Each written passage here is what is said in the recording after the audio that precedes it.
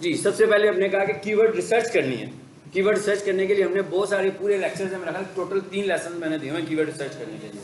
सबसे पहले हमने कीवर्ड रिसर्च करनी है। वो कीवर्ड रिसर्च आप क्लाइंट से कोऑर्डिनेट करके करेंगे कि वो क्या चाहता है, उसकी प्रोडक्ट्स क्या हैं, उसकी सर्विसेज क्या हैं, उसके 4 कीवर्ड्स हैं, उसके 5 कीवर्ड्स हैं, उसके 10 कीवर्ड्स हैं, वो जितने भी कीवर्ड्स आपको देगा, हमें कीवर्ड्स मिल गए। अब उसके बाद हमें क्या करना है, नहीं उसके बाद, हाँ अब रुक जाते हैं आप। उसके बाद हमने क्या करना है आप लोग बताएंगे। कीवर्ड्स बना लिए ना, अब हम क्या करना चाहिए। अब हमने अपने कीवर्ड्स को अपनी वेबसाइट के कंटेंट में, अगर अभी तक बनी नहीं है, अभी तक अगर हमारी वेबसाइट नहीं बनी, तो हमने उसको अपनी वेबसाइट के कंटेंट में एडजस्ट करना है। तो कंटेंट तो बॉडी में है ना, अभी रुक लेना, पहले लिखेंगे ना, लिखना पहले क्या करना है, हमने कंटेंट किससे लिखवाना है ना बेटा, जब तक लिखा ही नहीं होगा तो क्या होगा। अब हम ये कह रहे हैं कि अब हमने उनको कीवर्ड की अपने उसमें लेकर आना है। फॉर एग्जाम्पल हम वेबसाइट बना रहे हैं, अगर वेबसाइट बन चुकी हुई है, ठीक है, तो अब हमने ये देखना है कि हमने इसको कैसे लगाना है। बॉडी में जब हमने जाना है तो हमने 3% की रेशो को ध्यान में रखना है, यानी इससे ज़्यादा की रेशो में हम इसे यूज़ नहीं कर सकते। कंटेंट लिखना है, लिखवाना है, या चैट जीपीटी को यूज़ करते हुए किसी दूसरे के कंटेंट से एक अच्छा सा कंटेंट रीराइट करना है और उसको अपनी वेबसाइट पे ऐड करना है, जिससे कि वेबसाइट में, अगर वेबसाइट पे फॉर एग्जांपल वो कंटेंट है, मिल नहीं रहा आपको उस तरह का कि आप उसको एडजस्ट भी कर सको, इसका मतलब क्या, वो मुझे नया कंटेंट लिखना पड़ेगा। लेकिन हमारा जो क्लाइंट है उसका मैसेज चेंज नहीं होना चाहिए, उसका मैसेज वही रहे, आपका कंटेंट लिखने के बाद भी जो उसका कंटेंट लिखने से मैसेज आ रहा था। चलो अब ये हो गया। अब और फिर अब आप बताओ, मैं क्या बताऊँ, आप कार्य पहले फिर हम टाइटल से शुरू करेंगे, ठीक है। टाइटल में जिस कीवर्ड को हमने अपना प्राइमरी कीवर्ड बनाया होगा उसे हम टाइटल में लेकर आएंगे। अच्छा, सबसे पहले हम ये देख लेते हैं कि हेड के कौन से हिस्से हैं जहां पर हमें कीवर्ड लेके आना है।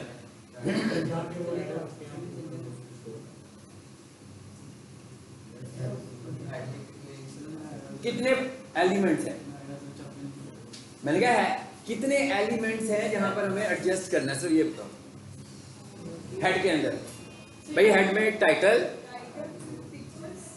मेटा, मेटा डिस्क्रिप्शन, नहीं हेडिंग हेड में नहीं होती है, ठीक है। मेटा डिस्क्रिप्शन और फेविकॉन में भी हम उसको ले आए हैं, ये काम तो हमने हेड में किया। अब हेड में कुछ और चीजें भी मैंने आपको बताई थी, अब आ जाते हैं बॉडी में। अब बॉडी में आ जाओ। बॉडी में क्या करना है, हाँ जी, सबसे पहले हमने ये देखना है कि क्या हमारी वेबसाइट का जो कंटेंट है वो स्ट्रक्चरल फॉर्म में लिखा हुआ है। स्ट्रक्चरल फॉर्म का क्या मतलब है कि हेडिंग, सब हेडिंग, ठीक है ना, हेडिंग सब हेडिंग सब कंटेंट इस तरह लिखा हुआ है।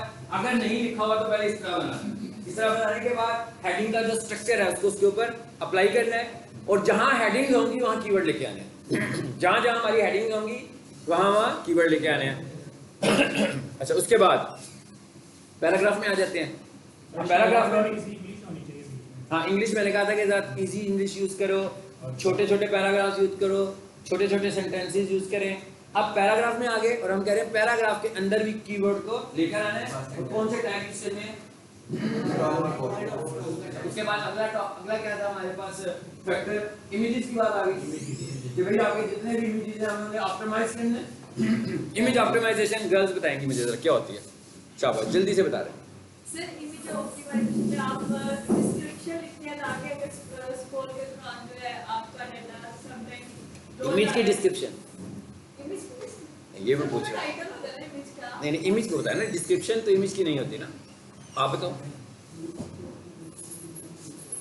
मतलब इमेज ऑप्टिमाइजेशन के फैक्टर्स अगर 1 2 3 4 5 करूं मैं तो क्या होंगे। सर इमेज में मतलब इमेज का जो है अल्टरनेट होना चाहिए कि अगर इमेज हमारी, हाँ जी, नंबर 1 इमेज लगा रहे हैं तो उसका आल्ट एट्रीब्यूट सेट करना है। एक बात, दूसरी बात बताएं, कीवर्ड होना चाहिए आर्ट में, और आल्ट एट्रीब्यूट में भी कीवर्ड होना चाहिए, ठीक हो गया। उसके बाद उसका फॉर्मेट करके उसका बाद देखना, ठीक हो गया, पॉइंट समझ में आ रहा है। उसका फॉर्मेट जो है वेब भी कर लो, 2 पॉइंट हो गए। आगे बताएं, फाइल का नाम जो है वो कीवर्ड फ्रेंडली होना चाहिए, 3 पॉइंट्स हो गए। फाइल के नाम में स्पेस नहीं होनी चाहिए, हाइफन्स होने चाहिए, 4 पॉइंट्स हो गए। और बताएं, जब ज्यादा बड़ी ना हो, हाँ इमेज ज़्यादा बड़ा ना हो, और अगर हम इमेज की विड्थ हाइट को मैनेज करने बीच में तो ये हो जाएगा। ये क्या होगी, इमेज ऑप्टिमाइजेशन। ये सारा आपने, और इमेज कंप्रेस करना है, जब आपने वेब की तो कंप्रेस हो गई। तो ये सारे ऑप्टिमाइजेशन फैक्टर्स हैं इमेज के लिए, ठीक है। अच्छा आगे आ जाए, और कौन सा फैक्टर है। नेक्स्ट फैक्टर इमेज हो गया। अब एंकर का क्या है? Hyper link, good. उसके बाद हमने देखना है कि क्या हमारी वेबसाइट पर एंकर्स हैं कि नहीं है, हाइपर लिंक्स हैं कि नहीं है। Hyperlinks basically social signal दे रहे होते हैं हमारी वेबसाइट को। जैसे आपका सोशल मीडिया आपको सोशल सिग्नल देता है ना, जैसे आपका व्हाट्सएप आपको सोशल सिग्नल देता है, इसी तरह हाइपर लिंक्स आपकी वेबसाइट के सोशल सिग्नल्स हैं। क्या कि भाई आपकी वेबसाइट को लिंक किया जा रहा है, मे बी आप ही के पेजेस के साथ या दूसरे पेजेस के साथ। और गूगल हमें रिकमेंड करता है कि आपकी वेबसाइट में 100 लिंक्स होने चाहिए रेलिवेंट। 100 लिंक्स का मतलब नहीं कि भर दो भाई। विकिपीडिया की वेबसाइट कभी विजिट किया आपने? वो लिंक से भरी पड़ी होती है ना, बहुत ही कम टेक्स्ट होता है जो लिंक ना हो। वैसी नहीं बनानी है हमने, मैं क्या उस तरह की वेबसाइट नहीं बनानी है, लेकिन लिंक्स हो मगर रेलिवेंसी के साथ लिंक्स हो। कोई बंदा आपका कंटेंट पढ़ रहा है लेकिन उसकी जो डिटेल है वो यहाँ नहीं है, अगर उसे मिल रही तो लिंक पे क्लिक करे तो किसी और जगह चला जाए। वो आप ही के सब पेजेस पर भी जा सकता है और आपके फेसबुक पर भी जा सकता है, आपके लिंक्डइन पर भी जा सकता है, आपके ट्विटर पर, यानी आप वो घूम रहा है आपके पूरे सोशल में। इसलिए हम इसको कह रहे हैं कि ये जो लिंक्स होते हैं ये सोशल सिग्नल्स होते हैं। ठीक है, अच्छा और क्या शाबाश, जल्दी से बताएं फिर मैं आगे बढ़ाऊं। मैंने कहा था आज एक बार रिकॉल करेंगे सब चीजें। हाँ अब आ जाते हैं, यानी कि अबाउट तकरीबन हमने ये जो ऑन साइट चीजें अडॉप्ट करनी थी ना वो मैंने सारी बता दी कि ये अडॉप्ट। अब हमने कहते हैं कि टेक्निकल एसईओ के लिए हमें क्या करना चाहिए। अगर हम शुरू से देखें ना, अब जो कुछ पढ़ लिया उसका सीक्वेंस बनाने की कोशिश करें, तो सबसे पहले हमें क्या करना है? बस ठीक है, हाँ साइट मैप बना लेते हैं। चलो जी, सबसे पहले हमने क्या किया, साइट मैप बना लिया। ठीक है, साइट मैप बनाने के लिए हमें क्या कोडिंग खुद करनी पड़ेगी? गर्ल्स बताएंगे मुझे साइट मैप कैसे बनता है? सर वेबसाइट से जाके XML। अगर मैं आपको कहूँ कैसे बनाना है आपने, आप लोग मुझे, आप में से कौन है जो मुझे कहेगा मैंने कह रहा हूँ मैं साइट मैप बनाना चाह रहा हूँ, कौन मुझे असिस्ट कर सकता है कि मैं क्या करूँ गर्ल्स में से?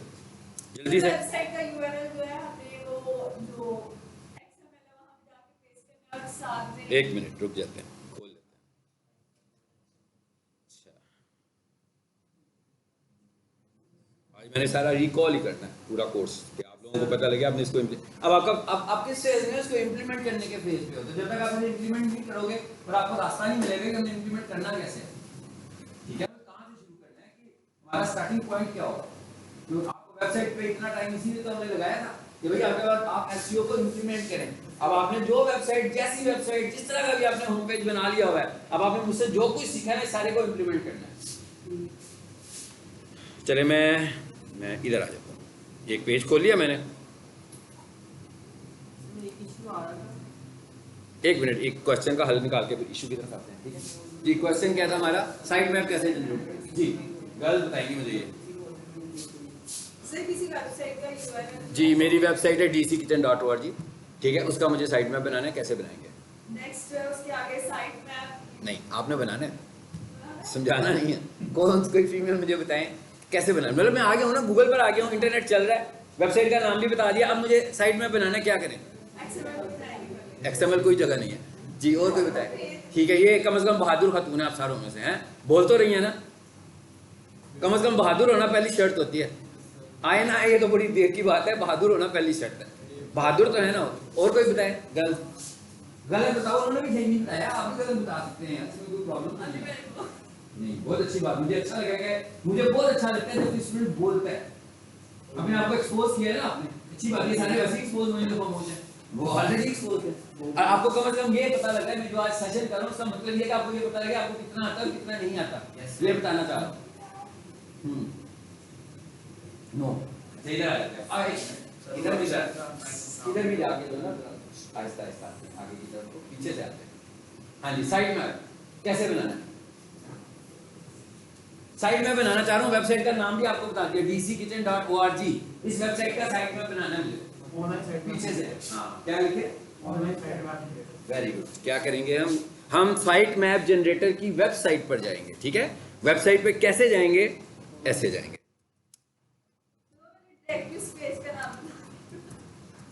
कोई बात नहीं, अब आप भूलेंगे नहीं। ठीक है,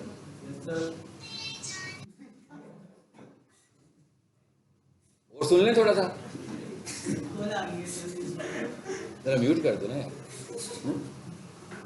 हम इतनी सीरियस बातें कह रहे हैं और आप मजाक कर रहे हो इतने। चलो ठीक है, अब ये क्या लिखा हुआ है, XML साइट मैप जनरेटर। मैं इस पर क्लिक करता हूँ, ये देखें भाई ये तो ऑटोमेटेड चीजें, हमें कुछ करने की जरूरत ही नहीं है, हमने सिर्फ टूल को यूज करना है ना। लेकिन टूल को यूज करने के लिए टूल तक पहुंचना तो जरूरी है ना। तो हमें अगर टूल चाहिए तो हमें क्या चाहिए भाई, बता दो मुझे ये चाहिए, बस यही बताया मैंने उसे कि मुझे एक ऑनलाइन साइट मैप जनरेटर चाहिए। उसने कहा ले लो, ये ले आगे इधर। हाँ जी आगे थे, फीमेल बताएंगे मुझे। अब क्या करें, अब आप ना बताएं, आपको आता है आगे से, मुझे पता लग गया। मैं क्या आगे से आपको सारा आता है, अब बाकी के लोग बताएं। हाँ जी, यहाँ पर आकर हम उस वेबसाइट का नाम लिख देंगे। चलें जी, इसमें मैंने पहले से एक टाइप की हुई है तो वो डीसी किचन नहीं लिखता, मैं इसी को रहने देता हूँ। यहाँ पर इसी वेबसाइट का नाम लिखें, इसको स्टार्ट करें। आपको याद है मैंने आपको अपलोड करना भी सिखाया है ना? वॉइस से पूछते हैं, इसे जरा कंप्लीट होने दें। बनना शुरू हो गया, बस इतना सा काम था। ये हमने साइट मैप बनाया है, मतलब अभी तक आपने जितना मुझे बताया इसका मतलब है कि आपने साइट मैप बना लिया। इसका ये मतलब है कि आप साइट मैप बना रहे हैं, वो नेट से बनाने लगा हुआ है, वो नेट की स्पीड के हिसाब से बनाएगा। नेट चल भी रहा है कि नहीं कोई? जी वेबसाइट ऑफलाइन हो तो भी साइट में बना सकते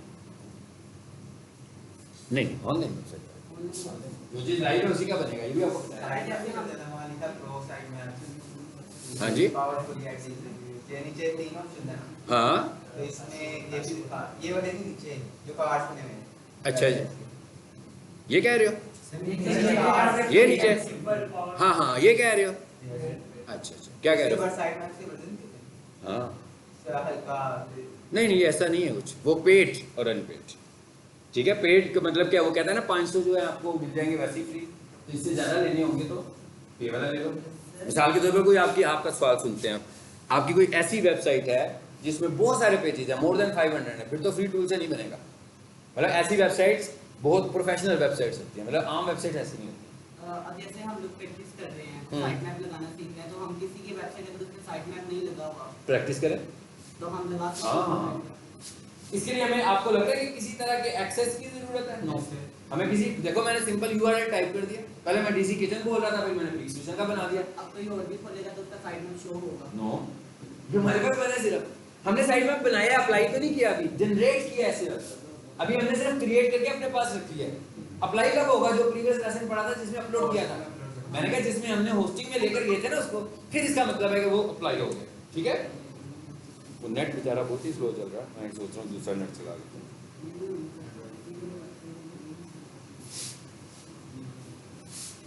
चलिए, अब बन गया ना। अब जरा अगले मरले में आपको पता लग गया कि हमने उसे अपलोड करना है, ऐसे ही है ना? अच्छा, साइट मैप जनरेट हो गया। अब मुझे बताएंगे कि वेबसाइट का साइट मैप, या जैसे मैं कह रहा हूँ, मैं एसईओ ऑडिट कर रहा हूँ, तो मैं देखना चाह रहा हूँ भाई इसने साइट मैप बनाया कि नहीं बनाया, मुझे बनाना पड़ेगा कि पहले से बना पड़ा है? जी, कोई बॉय मुझे बताए कैसे बनेगा, चेक कैसे होगा? अब हमने साइट मैप चेक करना है कि क्या साइट मैप है, लाइव वेबसाइट है, एक वेबसाइट लाइव है, मुझे सिर्फ देखना है कि क्या उसका साइट मैप है कि नहीं। सर पहले हम लोग जो वेबसाइट का यूआरएल होगा वो लिख के आगे site map dot XML check करने के लिए लिखेंगे। बिल्कुल, आप ये कहना चाह रहे हैं ना? अगर मैं ऐसे ही समझाऊं तो ऐसे। अब आगे क्या लिखें? Site map dot XML. ठीक हो गया, ये है तरीका क्या साइट मैप चेक करने का कि है कि नहीं है। अभी पता लग जाएगा है कि नहीं है अगर नेट आगे चल पड़ा तो। ठीक है, पेज को बंद भी नहीं कर रहा, चलो मैं अपना लगा लेता हूँ, इसको छोड़ ही देते हैं।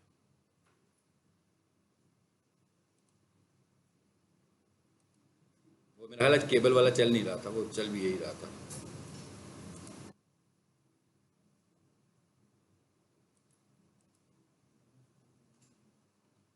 इसको रीलोड करें दोबारा।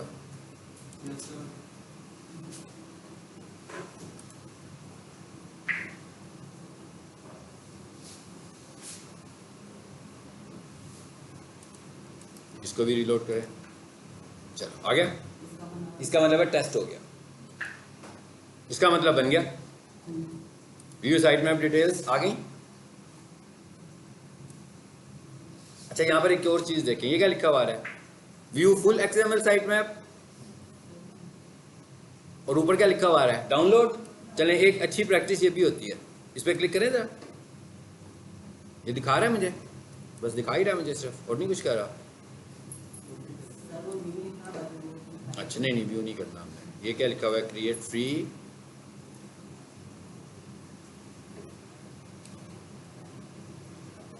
ये क्या लिखा हुआ है जी? All download all site maps, इस पे क्लिक करो तो ये क्या चीज़ है,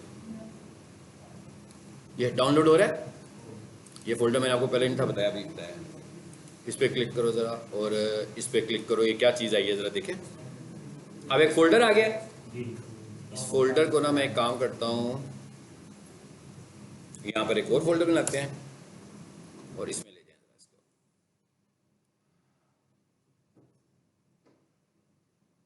भाई अब कम से कम अब आपके पास जो वेबसाइट्स है ना उसके ऊपर एसईओ करेंगे, मैं इसलिए कराया आपको कि आप एसईओ को करो। और साइट मैप की प्रैक्टिस करने के लिए तो कुछ भी नहीं चाहिए भाई, घर में बैठे 50 का साइट मैप बना लो, 100 का बना लो, जितने का दिल करता है, प्रैक्टिस तो होगी ना, आपको चेक करना है, कोई प्रॉब्लम नहीं है, सिर्फ लाइव करने की प्रॉब्लम है। लाइव करने के लिए आपके पास एक्सेस होना चाहिए, अगर आपके पास एक्सेस नहीं है तो आप लाइव नहीं कर सकते हो, बनाने में तो कोई इशू नहीं है उसे। एक्सट्रैक्ट हियर, चलो 7 zip होना चाहिए आपके पास, बहुत कुछ आ गया भाई, है ना, बहुत कुछ आ गया। एक काम करना है अब आपने, मैं अब आपको एक और नई इंफॉर्मेशन दे रहा हूँ। हाँ, 2 चीजें कर ले, एक तो साइट मैप आई है देखें इसमें, एक इसमें HTML भी आई है ना, आप इन दोनों को अपलोड कर देना, सही, लाइव साइट पर दोनों को अपलोड कर दो, साइट मैप को भी कर दो और HTML, बस एक एक्स्ट्रा इंफॉर्मेशन आपको मैंने दी है। और ये पहले मैंने क्या किया था, सिंगल फाइल को डाउनलोड किया था, इस दफा मैंने क्या किया कि डाउनलोड्स ऑल किया मैंने, उसके बाद उसने जिप फोल्डर बनाया, मैंने उसे एक्सट्रैक्ट किया, तो उसके अंदर 2 फाइल, बाकी और चीज़ें भी आ रही हैं उनको छोड़ दें, किस किस की बात कर रहा हूँ, इसकी और इसकी। जो एक एक्स्ट्रा साथ अपलोड करना, उसके अपलोड करने से वेबसाइट पे क्या फर्क पड़ेगा? बेहतर असर पड़ेगा, इसीलिए कह रहा हूँ, ये फॉर्मेट चेंज हो गया ना, उसको 2 फॉर्मेट मिल गए ना, ताकि वो अगर HTTPS मोड में कुछ अंडरस्टैंड करना चाह रहा हो तो उसको हम ये वाली फाइल का फॉर्मेट भी उसको बता दें, ठीक है। ये दोनों फाइल, हाँ ये भी, ये HTML वाली है, ये इसने HTML फाइल में मैसेज दिया क्रॉलर को और उसने XML फॉर्मेट में मैसेज दिया। चलिए जब आगे आ जाते हैं, उसका मसला है, हमारा क्या उसमें, उसका वेबसाइट का मसला है, ठीक है। हाँ जी, अब आगे चलते हैं। अब आप कह रहे हैं अब दूसरा काम क्या है टेक्निकल एसईओ में, रोबोट फाइल बनाना है, ठीक है। रोबोट फाइल में क्या करते हैं, जरा जल्दी से भाई, नहीं बनानी आती है ना, किसी की बनी हुई वेबसाइट को उठाओ, कॉपी करो और अपनी कर लो, बस सिंपल सी बात है।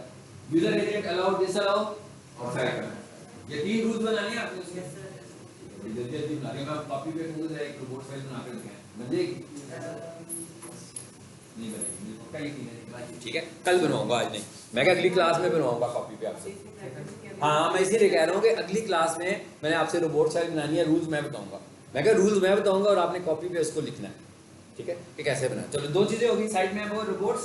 अच्छा, अब तीसरी क्या चीज और होनी चाहिए, जो हेड में होनी चाहिए टेक्निकल एसईओ, कैनोनिकल। 2 कैनोनिकल मैंने कहा था लग सकते हैं, 2 टाइप के कैनोनिकल, एक तो स्टैंडर्ड कैनोनिकल है जो कि लगने ही लगने हैं, वो कौन बताएगा कौन सा कैनोनिकल होता है। एक कैनोनिकल है जो कि हर वेबसाइट पे लाजमी लगने है ना, वो मैंने बताया था ना, वो कौन सा कैनोनिकल है शाबाश।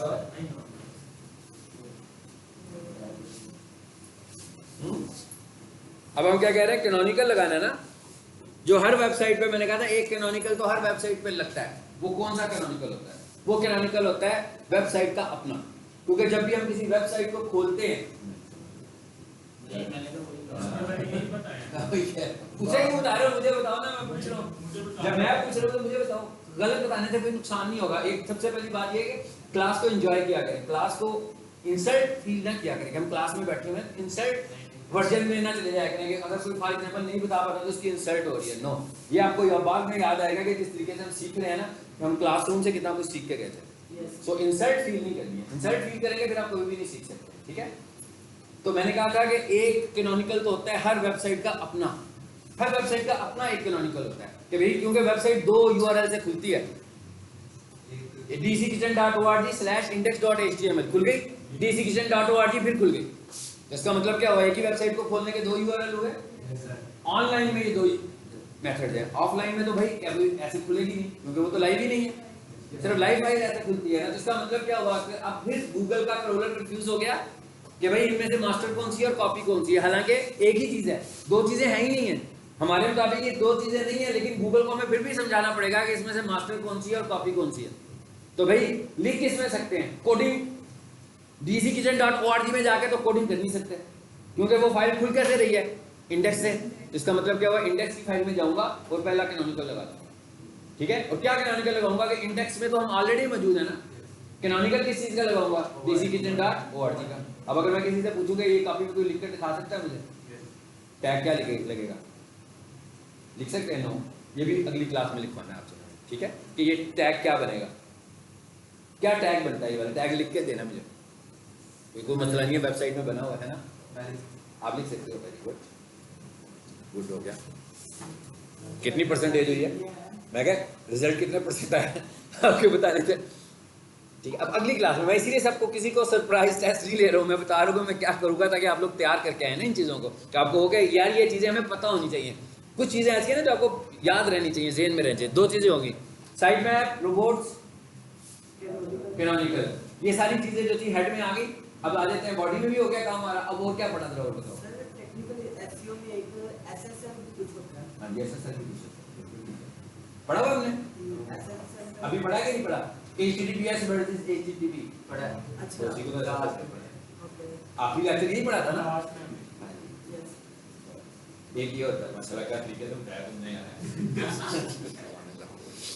जी। एक हमारे पास क्या है, टेक्निकल एसईओ का फैक्टर है कि क्या आपकी वेबसाइट सिक्योर है, इसको बोलते हैं सिक्योरिटी वाला फैक्टर।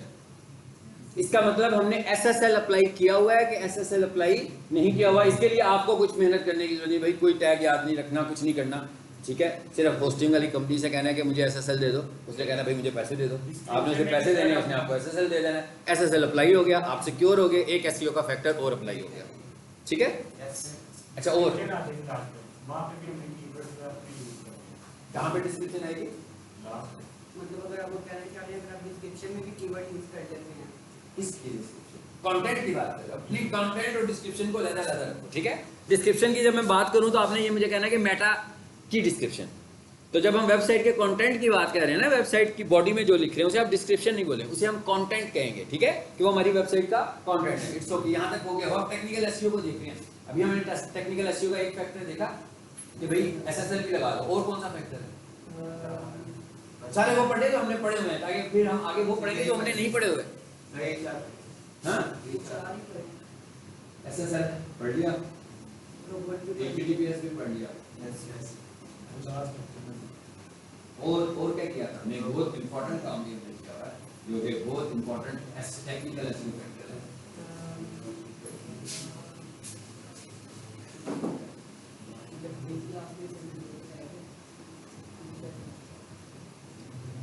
जी,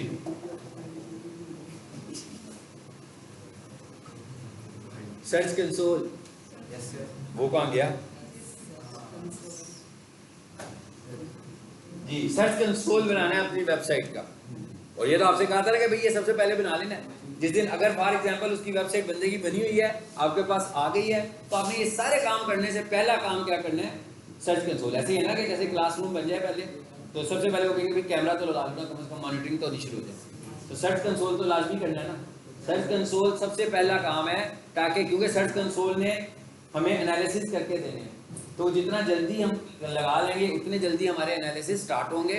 और मिनिमम जो उसने एनालिसिस हमें देने हैं वो 7 डेज के देने हैं। 7 दिनों के बाद हमें पता लगेगा सर्च कंसोल कैसे काम कर रहा है। बहुत अच्छा नहीं पता लगेगा, लेकिन पता लगेगा। 15 दिनों के बाद जरा उससे बेहतर हालात पता लग जाएंगे। महीने के बाद और ज़्यादा क्लियर हो जाएगा। 3 महीने 6 महीनों के बाद बहुत अच्छा डाटा हमारे पास आ जाएगा। क्योंकि एसईओ भी यही कहती है कि भाई 6 महीने का तो मुझे डाटा चाहिए, उसकी बेसिस पर ही मैं आपको रैंक करूँगा। क्योंकि आप अकेले तो नहीं है ना, और लोग भी तो पहले से आएंगे ना हमारे पास रैंक होने के लिए। तो अब हमने क्या करना है? सर्च कंसोल बनाना है वेबसाइट का। सर्च कंसोल बनाने के लिए हमें चाहिए क्या? सर्च कंसोल बनाने के लिए हमें किस चीज की जरूरत है? सी पैनल की।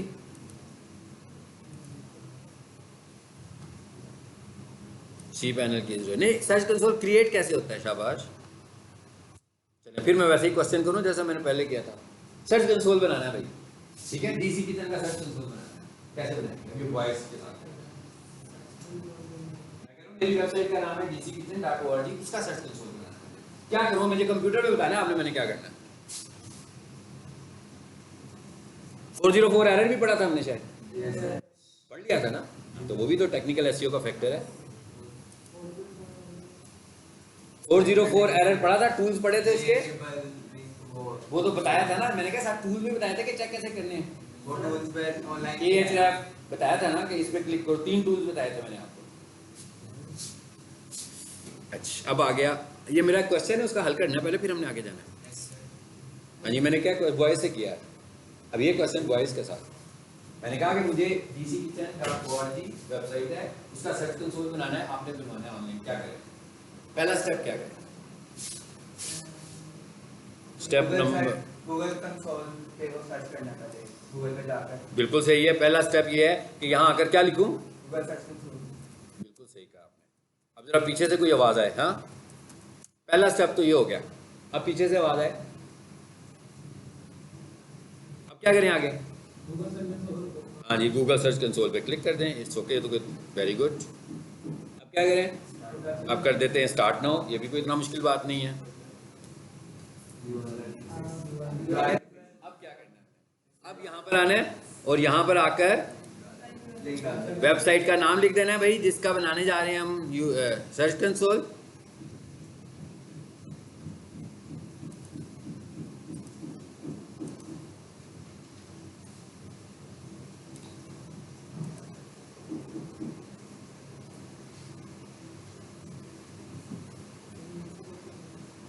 अच्छा खुल गई ये वेबसाइट का, मैं यूआरएल लेना चाह रहा था कि मुझे मिल जाएगी यूआरएल। इसमें एसएसएल लगी हुई है कि नहीं लगी हुई है, बताएं जरा। नजर ही नहीं आ रहा। वेरी गुड, लगा वैसा वो लगा लोगो वाला साथ लोगो। हाँ जी बिल्कुल सही है, लगा हुआ है।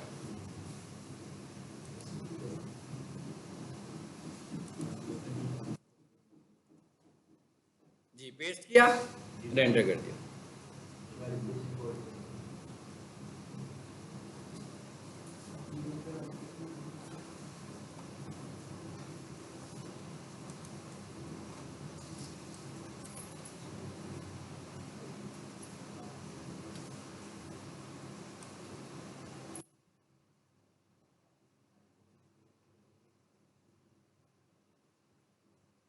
एनिमेशन को भी गूगल पसंद नहीं करता, चलिए भी आपको बता दूं। हाँ हाँ, नहीं पसंद करता। कोई चीज़ एनिमेट होकर जब आ रही है ना, स्टिल कम। देखो हम जब एसईओ को कंट्रोल कर रहे होंगे ना, तो हम एक फैक्टर ये कंट्रोल कर रहे होंगे कि भाई वो जो ऑब्जेक्ट स्क्रीन पर फिट नहीं हो रहे, वो टाइम उनकी वजह से डिले हो रहा है। तो इसका मतलब क्या होगा, एनिमेशन भी तो ऐसे ही मूव कर रही है। सो एनिमेशन को हम अप्रिशिएट नहीं करते कि हमारी वेबसाइट पर एनिमेशन लगी हो। ठीक है, अब आ जाए इधर ज़रा वापस। पेज लोड पर उससे एक छोटी सी एनिमेशन लोड पेज पे आती है, वो भी एनिमेशन को हम पसंद ही नहीं करते, गूगल नहीं पसंद करता। देखिए लोडिंग का मतलब क्या है, लोडिंग टाइम बढ़ाएगा वो जो एनिमेशन ऑब्जेक्ट होगा ना, वो हमेशा स्क्रिप्टिंग लैंग्वेज में होगा। स्क्रिप्टिंग लैंग्वेज आखिरी टॉपिक हमारा टेक्निकल एसईओ होगा, उसमें मैं आपको सारा एक्सप्लेन करूंगा। ठीक है, अच्छा अब यहाँ पर क्या लिखा हुआ है, HTML फाइल। इसमें से कौन सी ऐसी चीज है जो होस्टिंग में अपलोड होनी है? देखिए दो मेथड्स आ रहे हैं, एक पे HTML फाइल है और एक पे टैग है। HTML फाइल हम डाउनलोड करके इसमें अपलोड कर दी होस्टिंग में, और जो नीचे टैग है वो टैग हेडिंग में डाल देंगे। हेडिंग में डाल देंगे। चलो जी ठीक है, ये वाला यूँ करते हैं। ये वेबसाइट मेरे पास पड़ी हुई है, सपोज मैं कह रहा हूँ ऑफलाइन, ठीक है, तो मैंने आज ही इसको अपलोड करना है। तो मैंने कहा भाई बजाय इसके कि फाइल अपलोड करूँ, टैग ही डाल देता हूँ। क्या खा रहा है, कौन डलवाएगा टैग? आप नहीं, कोई और। अब फिर पीछे से कोई स्टूडेंट पीछे वाला बोलेगा। HTML टैग को खोलें, वेरी गुड। ये कॉपी का बटन प्रेस करें, सिंपल। ठीक है, अब मैं आपको खोल देता हूँ वेबसाइट, क्योंकि आपकी वेबसाइट आप खुद खोलेंगे। मैं आपको बता देता हूँ मैं इसे किस में लेकर जाना चाह रहा हूँ। तो मैं उस वेबसाइट को खोलता हूँ ताकि आपको पता लग जाएगा मैं किसकी बात कर रहा हूँ। सपोज ये मेरा प्रोजेक्ट था पूरा वेबसाइट का, जिसे मैंने बाद में अपलोड करना है। तो ये मेरी फाइल है, मैं इस पर राइट क्लिक करता हूँ और नोटपैड में से ले जाता हूँ। चलिए अब आप रुक जाएं, ठीक है। अब आगे से गर्ल्स बताएंगे अब क्या करें इसके साथ। मैंने कॉपी किया हुआ इसको जी, अब आगे से बताइए क्या करें।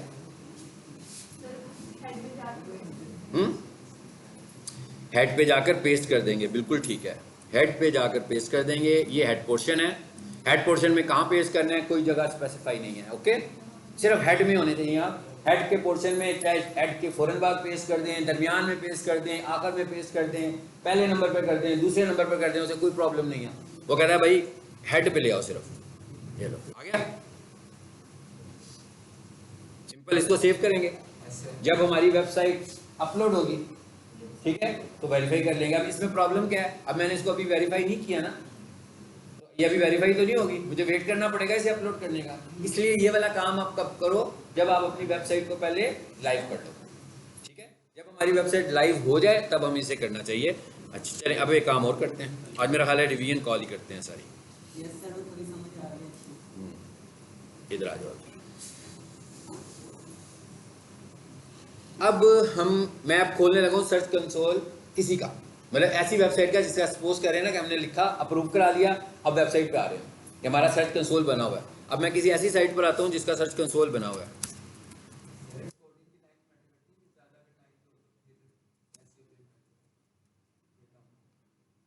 क्या हुआ? जैसे 6000 लाइन। हाँ, लाइंस डिपेंड, आपकी लाइंस को इतना मैटर नहीं करता जितना वो मैटर करता है स्क्रिप्टिंग को। आपकी कोडिंग में स्क्रिप्ट्स कम से कम होने चाहिए। जावा स्क्रिप्ट है, पीएचपी स्क्रिप्ट है, पीएचपी की स्क्रिप्ट का लोड उस पे इतना नहीं पड़ता जितना जावा स्क्रिप्ट का। और सीएसएस स्क्रिप्ट है, मतलब कहने को तो सीएसएस से हम वेबसाइट खूबसूरत बना रहे हैं ना, लेकिन सीएसएस को भी अगर हम ज्यादा लिखेंगे तो वो उसको भी कहेगा कि भाई ये लोड बढ़ रहा है, कम करो। जावा स्क्रिप्टिंग कम करो, सीएसएस स्क्रिप्ट्स कम करो। हमने नहीं करने, हमने सिर्फ डेवलपर को बताना है कि भाई वो ये कह रहा है, तो अगर आप थोड़े से कुछ कर सकते हैं, मैनेज कर सकते हैं कि भाई स्क्रिप्टिंग अगर हम थोड़ी सी कम करें जिससे कि हमारी वेबसाइट के डिज़ाइन पर कोई इफेक्ट ना हो, तो आप थोड़ा सा इसे कम करो। उसे कम करने से आपकी वेबसाइट की स्पीड और बेहतर हो जाएगी। आ जाए सर्च कंसोल।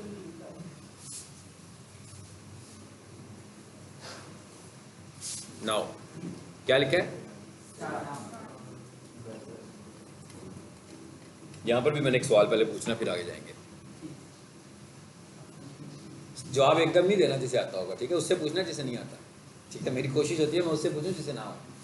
जिसे आता है फिर इसका मतलब टास्क पूरा हो गया मेरा, उसे तो समझा दिया ना मैंने, उसे भी तो समझाना है जिसे नहीं आता। मैंने एक नया सर्च कंसोल यहाँ बनाना, एक नई वेबसाइट है जी, वेबसाइट का नाम है abc.com।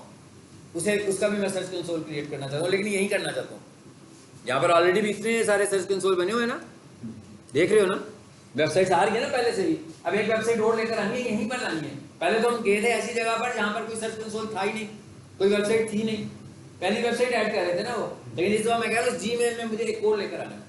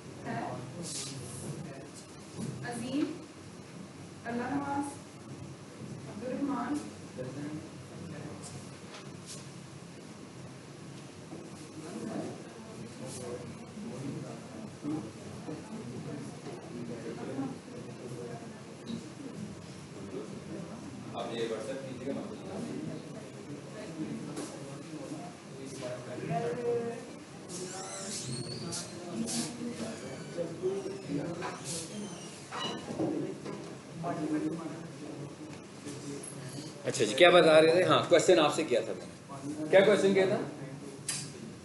मैंने कहा था कि भाई एक नई वेबसाइट यहाँ पर ऐड करनी है। कौन बताएगा? इससे पूछे, आपसे पूछे।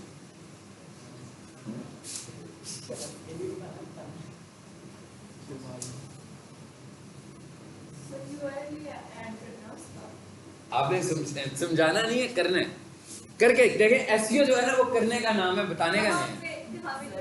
हाँ एक मिनट, वो बताना चाह, आप बताना चाह रहे हैं। Very good. ये वाला इधर क्लिक किया, टाइप कर दूं, टक टक टक। सर वो जो ऊपर इंस्पेक्ट यानी यूआरएल अच्छा नहीं, ये तुक्के मारे हैं सही से। साइंस से कोई बंदा नहीं बता रहा, जो साइंस से बताना शुरू करेगा ना मुझे पता लग जाएगा एकदम, मैं शायद वहीं पे रुक भी जाऊँ। मुझे याद है आपने मेन्यू में से कुछ मेन्यू में से क्या करता है? ऐड बोलो बोलो, सही बोल रहे हो यार। जो नीचे ऐड बॉक्स हाँ जी, ऐड प्रॉपर्टी। जब आपके पास कोई ऐसा सर्च कंसोल हो जिसमें ऑलरेडी वेबसाइट्स हैं, आप उसमें एक और वेबसाइट लेकर आना चाहते हैं, तो मैंने आपको बताया था कि ये जो हम वेबसाइट लेकर आते हैं इज कॉल्ड प्रॉपर्टीज। इनको हम प्रॉपर्टीज बोल रहे होते हैं कि ये भाई प्रॉपर्टीज हैं सर्च कंसोल की, तो एक प्रॉपर्टी और ले आओ बस। आगे इधर चलें, अब इसको छोड़ते हैं यहाँ पे। अब मेरा एक और क्वेश्चन है, वो ये है कि भाई मुझे अपनी वेबसाइट का, अभी मैंने नया नया है, अपनी वेबसाइट का साइट मैप जब सबमिट करना है, कौन बताए? सर वो नीचे साइड में आपका बटन बना हुआ है। साइट मैप का बटन बना हुआ है, बिल्कुल ठीक है जी। सबमिट आप करेंगे।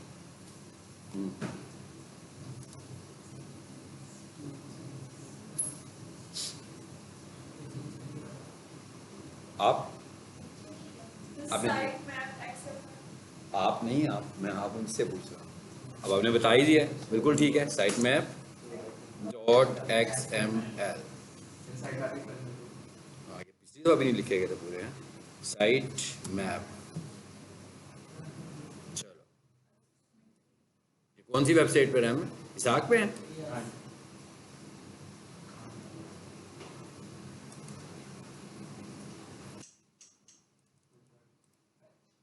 कॉपी करें जरा।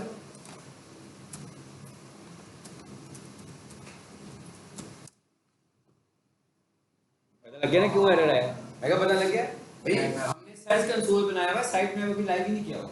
लाइव करेंगे तो सबमिट होगा ना, लेकिन ये कोई शर्त नहीं है कि ये एरर है। ये एरर सम टाइम पहली दफा आता है, तो आप उसको 5-10 मिनट के बाद दोबारा से करके देखें और इस तरह क्रॉस चेक कर लें। अगर तो वहां पर मौजूद है और आपने सबमिट कर दिया, it's okay, wait for 24 hours, ठीक है? तो वो सबमिट भी हो जाएगा, इसीलिए मैंने क्रॉस चेक यहाँ से किया। फिर पहले शो होना चाहिए उस पे डालना। हाँ, पहले लाइव होना चाहिए तभी है ना। हम क्या कह रहे हैं उसको, हम गूगल सर्च कंसोल को ये कह रहे हैं कि भाई साइट में ये पड़ा हुआ है, देख लो, ठीक है? उसके बाद जाके सबमिट कर रहे हैं लोकेशन से कि इस लोकेशन के ऊपर साइट मैप है हमारे पास। ओके, सर सारे साइड मैप्स का एक ही URL होती है, लक्ष्य पोस्ट क्राइटेरिया। क्या हुआ? सब का तो एक ही URL होता है ना कि साइड मैप तो। हाँ, सबका एक ही URL होता तो है। ये फिर लक्ष्य पोस्ट भी है। कुछ उसे हमें बताना है ना, मैं क्या उसको हमें बताना पड़ेगा ना कि ये चीज़ें हैं भाई। सब कुछ बताएंगे तभी आसानी होगी ना उसके लिए, क्रॉलर के लिए, ताकि क्रॉलर जब विजिट शुरू करेगा उसको साइट मैप विजिट शुरू करने से पहले मिलेगा। ये नहीं है कि वो आके ढूंढना शुरू कर दे पहले, उसमें तो टाइम ज़्यादा लगेगा ना। अच्छा, अब मुझे ये देखना है कि भाई क्या रिजल्ट क्या है हमारा, कीवर्ड्स कैसा परफॉर्म कर रहे हैं। कौन बताएगा? ये परफॉर्मेंस चेक करनी है ना अपनी उसकी। परफॉर्मेंस पे जाएंगे, आगे ये सारे एनालिसिस भी आने शुरू हो गए। अच्छा, अब मुझे ये भी बताएगा कि CTR क्या होता है, क्या होता क्या है, मुझे सिर्फ ये बताना है क्या। अब मैं पूछ रहा हूँ क्या होता है, इस बार मैं करने को कुछ नहीं कह रहा, सिर्फ पूछना चाह रहा हूँ, जानना चाह रहा हूँ कि होता क्या है। हाँ, क्लिक थ्रू रेट होता है, ये यही पूछना चाह रहा हूँ ना। मैंने एब्रीविएशन पूछा है, मैं कहता हूँ ये होता क्या है, इसको समझाइए क्या है, क्या मैसेज क्या है, इसका मतलब क्या है,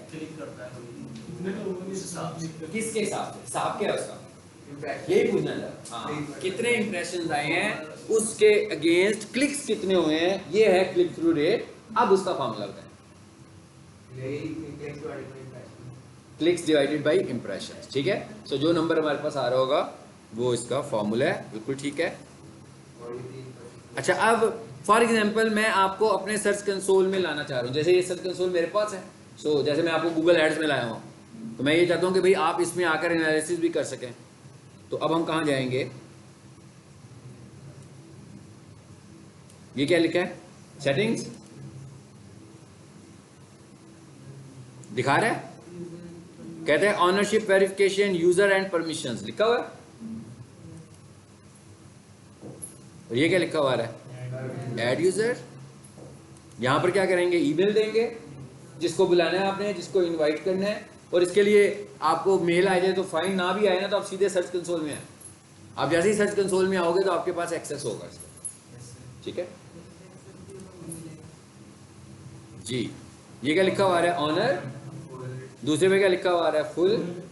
और तीसरे पे क्या लिखा हुआ है? रिस्ट्रिक्टेड। रिस्ट्रिक्टेड का क्या मतलब होता है? व्यूअर बस, यानी कोई भी बंदा सर्च कंसोल पे आएगा और सिर्फ देखेगा पूरा सर्च कंसोल उसको नज़र आएगा, मगर कुछ चीज़ अप्लाई नहीं कर सकता। जैसे वो भी मैं साइट मैप सबमिट कर रहा हूँ, और हम एक और काम भी करते होते थे, वो भी बाद में करते हैं। तो ये तो हमें पता लग गया यूजर्स कैसे क्रिएट होंगे इसमें।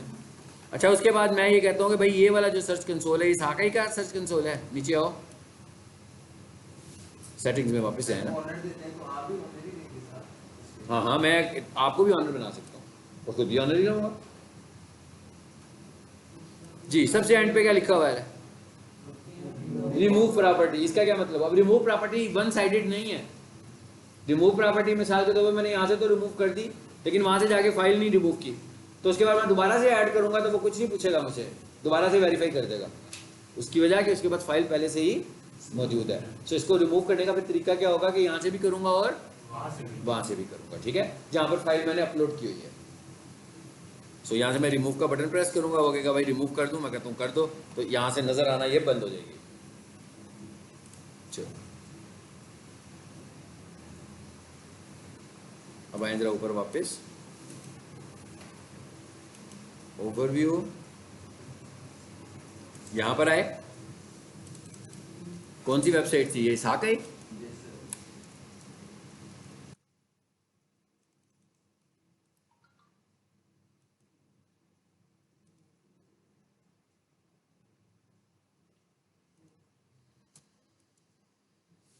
क्या किया मैंने? Retrieve data from Google index. Google index से मुझे रिजल्ट दिखाने लगे क्या हालात है। क्या कहता है? URL is on Google. अगर आपकी वेबसाइट क्राउल नहीं हो रही होगी तो ये मैसेज नहीं आएगा, फिर ये मैसेज आएगा your website is URL is not on Google. और हो सकता है कि लिखा हुआ आ रहा हो बिकॉज ऑफ एरर्स, और ये भी हो सकता है कि लिखा हुआ आ रहा हो because of any other reason या नो एरर, जिसकी वजह एरर्स नहीं है। यानी ये भी लिखा हो सकता है कि एरर नहीं है, लेकिन उसके बावजूद आप नजर नहीं आ रहे। इसका मतलब क्या हुआ कि स्टैंडर्ड्स फॉलो नहीं हो रहे। एरर का मतलब तो टेक्निकल फॉल्ट है ना कोई। वो कहता है एरर नहीं है कोई, जैसे मिसाल के तौर पर हैक हुई हुई है वेबसाइट आपकी, तो ये एरर है। वो कहता है आपकी वेबसाइट एरर तो कोई नहीं है, लेकिन कोई टेक्निकल फॉल्ट है। तो सबसे पहले मैं क्या चीज़ चेक करूंगा? सबसे पहले मैं चेक करूंगा कि डुप्लीकेट तो नहीं है मेरा कंटेंट। यानी कि सबसे पहली वजह आपके गूगल पे ना आने की ये है कि आपका कंटेंट कॉपी है, ओरिजिनल कंटेंट नहीं है। अब मुझे फील हो रहा है कि भाई मेरी वेबसाइट जो है ना वो काफ़ी अरसे से क्राउल नहीं हुई है, तो ये क्या लिखा हुआ है? ये मैनुअल क्राउल कराने का तरीका है कि भाई मेरी वेबसाइट को क्राउल करो और इंडेक्स करो।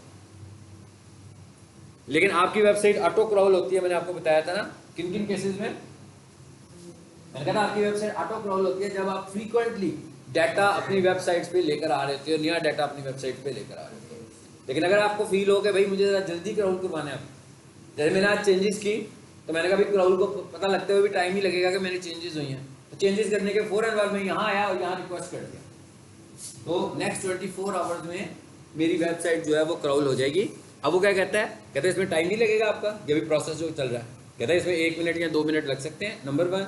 नंबर 2 ये कहता है कि अब आपको ऐसा लग रहा होगा, आप ये समझ रहे होंगे कि भाई ये तो बड़ा आसान सा तरीका है, तो हर 1 घंटे 2 घंटे के बाद आएँ और कहें रिक्वेस्ट फॉर इंडेक्सिंग, तो हम ही टॉप पर रहेंगे और दूसरों को तो क्राउल ही ना करे शायद। ऐसे नहीं है। कहता है एक रिक्वेस्ट कंसीडर होगी, जितनी मर्जी भेज दें। कहते हैं रिक्वेस्ट जितनी मर्जी भेजेंगे मेरे पास आपकी एक ही रिक्वेस्ट आएगी, ठीक है। सो कहता है भाई मुझे आपकी एक रिक्वेस्ट मिल गई है, उसे मैंने क्यू में लगा दिया है, अब आप बार बार ना कीजिएगा, तो अगर आप बार बार भी करेंगे तो रिक्वेस्ट मैं इसी को ही कंसीडर करूंगा जो मेरे पास आई है। तो अगर दोबारा हम करना चाहें तो 24 घंटे बाद कर सकते हैं, कर ही नहीं सकते दोबारा। ये लो हो गई। भाई कह रहा वो कह रहा है ना करना, कहता है इतना बार बार करोगे मेरी सेहत पे कोई असर नहीं पड़ेगा। मैंने वही लेना जो पहली दफा लिया था आपसे, एक रिक्वेस्ट मैंने ली है, उसको क्यू में रख दिया, ठीक है ना। मिसाल दो आप सीवी भेजते जाते हैं कंपनी में, बार बार हर घंटे के बाद सीवी आ रहा है, कोई एक ही रखेंगे ना, बाकी रहता है इधर तो भेजेंगे ना, कहेंगे भाई सीवी मिल गया इनफ। इसमें जैसे आपने क्या मतलब क्राउलर तो 24 घंटे के अंदर में मतलब क्राउल कर लेगा वेबसाइट को, अब उसके बाद जो है दोबारा हम क्राउल करवाना चाह रहे हैं। हाँ उसके बाद वही कह रहा हूँ, जरूरी नहीं अच्छा 24 आवर्स में क्राउल हो सकता है, कोई शर्त नहीं है। उसने क्यू में रख दिया, क्या पता है कि क्यू में और बहुत कुछ पड़ा हो, ये भी तो हो सकता है ना।